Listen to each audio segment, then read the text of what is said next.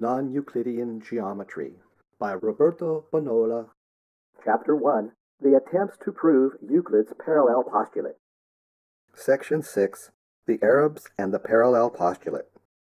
Section 6. The Arabs, succeeding the Greeks as leaders in mathematical discovery, like them, also investigated the fifth postulate. Some, however, accepted without hesitation the ideas and demonstrations of their teachers. Among this number, al-Narizi, 9th century, whose commentary on the definitions, postulates, and axioms of the first book is modeled on the introduction to the elements of Simplicius, while his demonstration of the fifth Euclidean hypothesis is that of Janus, to which we have above referred. Others brought their own personal contribution to the argument. Nasir Eddin, 1201 to 1274, for example, although in his proof of the fifth postulate he employs the criterion used by Janus, deserves to be mentioned for his original idea of explicitly putting in the forefront the theorem on the sum of the angles of a triangle, and for the exhaustive nature of his reasoning. The essential part of his hypothesis is as follows. If two straight lines R and S are the one perpendicular and the other oblique to the segment AB, the perpendiculars drawn from S upon R are less than AB on the side on which S makes an acute angle with AB, and greater on the side on which S makes an obtuse angle with AB. It follows immediately that if AB and A'B' are two equal perpendiculars to the line BB' from the same side, the line AA' is itself perpendicular to both AB and A'B'.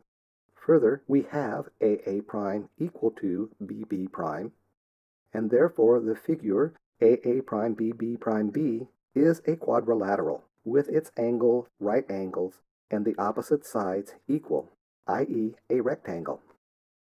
From this result, Nasir Eddin easily deduced that the sum of the angles of a triangle is equal to two right angles. For the right-angled triangle, the theorem is obvious, as it is half a rectangle. For any triangle, we obtain it by breaking up the triangle into two right-angled triangles. With this introduction, we can now explain shortly how the Arabian geometer proved the Euclidean postulate, chiefly Janus. Let ABCD be two rays, the one oblique and the other perpendicular to the straight line AC, figure 5. From AB cut off the part AH, from which H is drawn the perpendicular HH' to AC.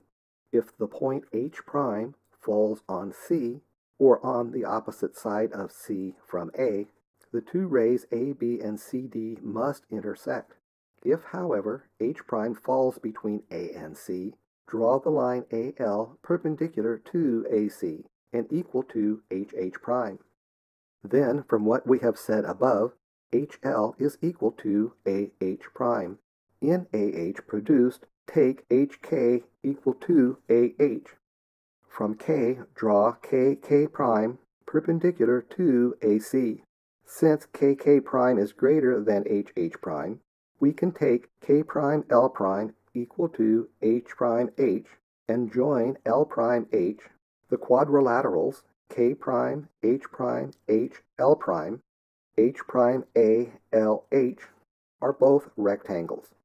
Therefore, the 3 points L', H, and L are in one straight line. It follows that the angle L'HK is equal to the angle AHL, and that the triangles AHL, HL', are equal. Thus, L'H is equal to HL, and from the properties of rectangles, K'H' is equal to H'A.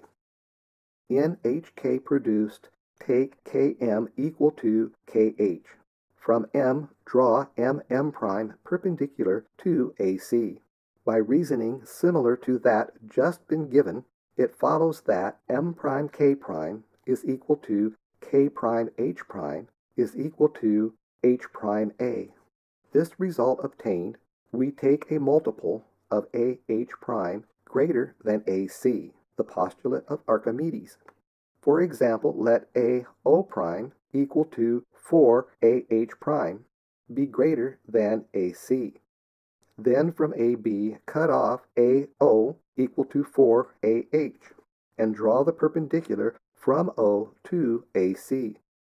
This perpendicular will evidently be OO prime. Then in the right-angled triangle AO prime O, the line CD, which is perpendicular to the side AO prime, cannot meet the other side OO prime, and it must therefore meet the hypotenuse OA. By this means, it has been proved that two straight lines AB and CD must intersect when one is perpendicular to the transversal AC and the other oblique to it. In other words, the Euclidean postulate has been proved for the case in which one of the internal angles is a right angle.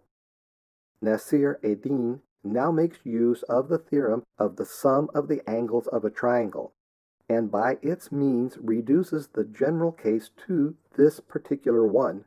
We do not give his reasoning, as we shall have to describe what is equivalent to it in a later article, chiefly on page 37. Non-Euclidean Geometry, a critical and historical study of its development.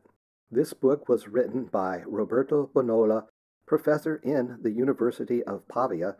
It was published by the Open Court Publishing Company, Chicago, 1912, and is now in the public domain. Read by Jim Renholt, with programming and illustrations by Jim Renholt, 2019. Thank you for listening.